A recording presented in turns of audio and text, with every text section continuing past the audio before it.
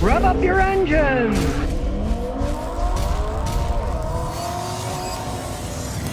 Jeeps, a quintessential American vehicle. They don't make them like they used to, but back in '86 when this one was made, they were making them pretty good. This isn't a Fiat Jeep or a Stellantis Jeep. Now, if you're ever looking to buy one, realize a lot of times the original body's all right away. So if you check this one out, fiberglass. This is all fiberglass. You can see the door's gone, but when it was here, it was re-fiberglassed on. It's all fiberglass. And this one has a little bitty back seat. They took the doors off because they turned it into a real military type Jeep. Now, like the original general purpose vehicles the Army made for World War II, this is a pretty basic, simple machine that anyone can work on. Well, as long as you got a little bit of strength, because the whole front end goes up in the air.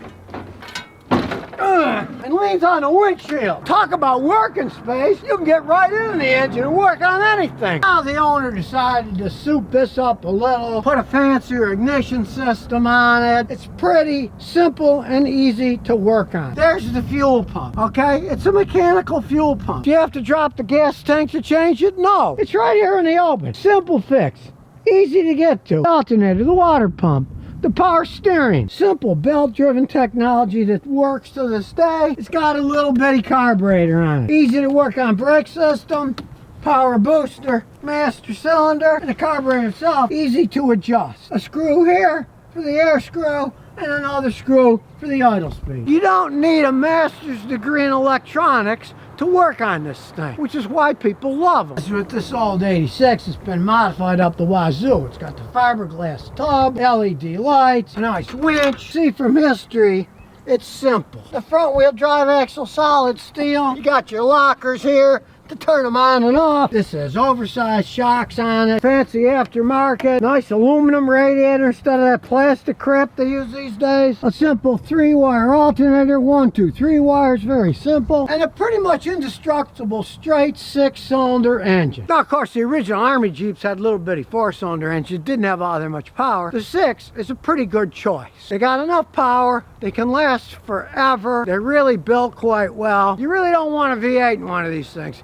It is too much power. For this small vehicle, they will flip over. They're not made for high speed. The original Jeep was only 60 horsepower in World War II. This baby's about 190 horsepower. Big difference. Plenty enough for this vehicle. Now, granted, this 6 has been souped up internally. Originally, it was more like 124 horsepower, but still, that's a lot more than the original Jeep had, right? They're not made for speed. They're made for going anywhere. You could push an original military Jeep a little over 60 miles an hour, but it would shake, rattling, and rolling. Now, this speedometer goes up to 90 miles an hour, but the Jeep won't. Unless you're going down a real big hill. They're not made for much over 80, and even then, I wouldn't take this thing over 80. Things are worn. Steering's a little bit wobbly. It's a fun toy for taking out in the country. It's not something for highway, high-speed racing, I'll tell you that. It's made for simple repairs. Look at the suspension. Leaf spring, right? These babies are going to be bouncing all over the place. Solid front axle, strong, right? They don't ride all that well, though. And the rear suspension's the same. It's got more leads on it, but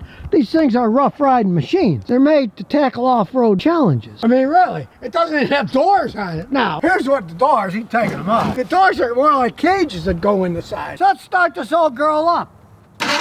Starts right up. Now, they're definitely not the quietest of vehicles. Power steering pump's wobbling like mad. That's going to need a replacement soon. But, I mean, as long as body's rotten, you replace it with fiberglass, that's not going to rust anymore. It's got that little rumbly 6-cylinder engine noise. And speaking of the 6-cylinder engine, these things are virtually bulletproof if you take care of them. They'll easily go 300,000 miles if you change the oil regularly. They are really strong built cast iron block engines. Now, many of the modern ones have gotten away from the base of the real Jeeps, and they're just SUVs. And hey, unfortunately for Jeep, a lot of them have failed. They're not making the Cherokees anymore because the Jeep Cherokees, basically being SUVs, they couldn't compete with all the other SUVs, and they're shutting the plant down in the United States where they build the things. They should have stayed to their roots and made good, solid vehicles that are a hoot to drive around and simple to fix. And of course, Fiat started to destroy the brand name when they started selling those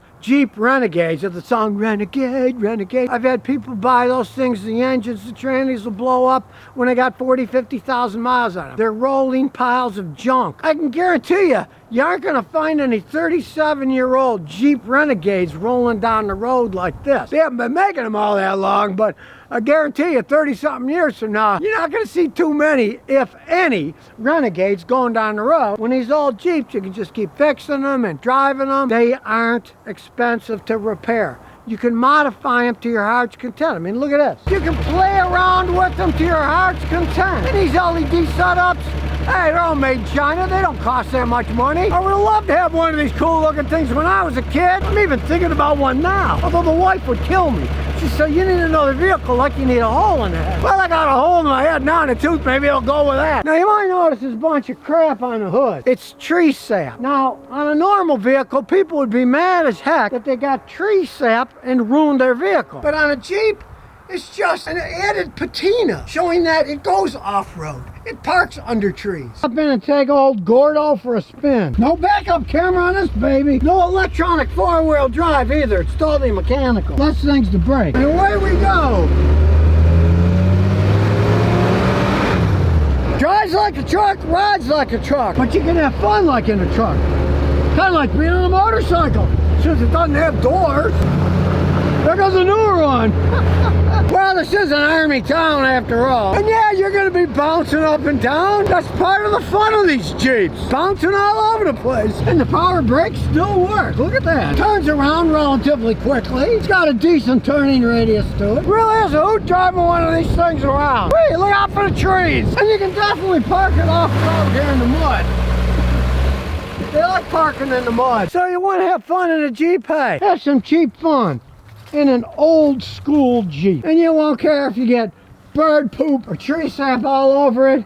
It's still going to be running down the road and have a lot of fun. And sure, a lot of them are old rust buckets, but somebody put a fiberglass kit on it.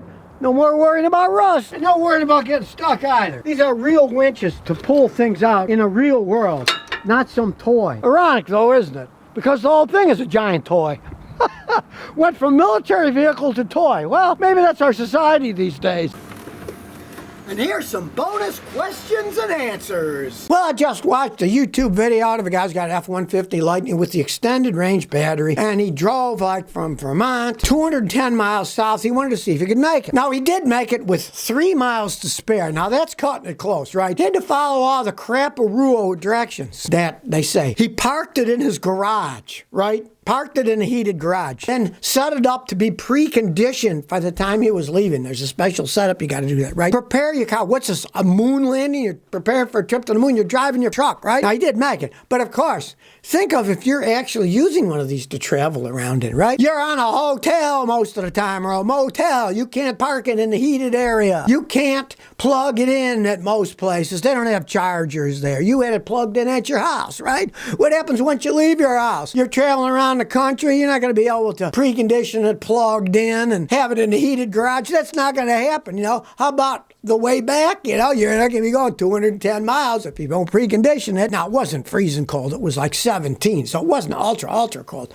But it wasn't a windy day. If it had been a windy day and he's going against the wind, he admitted he would have never made it. Now, if your trips are conditioned upon the temperature outside, which way the wind is blowing, whether you can park your truck in a heated garage and precondition it or not, I don't think I'd want to own one of these things if I'm traveling long distances. Americans like vehicles because they're convenient. They're not going to go into a total inconvenience thing. Sure, there's a couple of knuckleheads out there. Maybe there's hundreds of thousands of them that will try this. They've been duped into modern technology is saving them, and they'll do whatever the directions say, right? I mean, Ford came up with something like 10 steps to make your range go longer.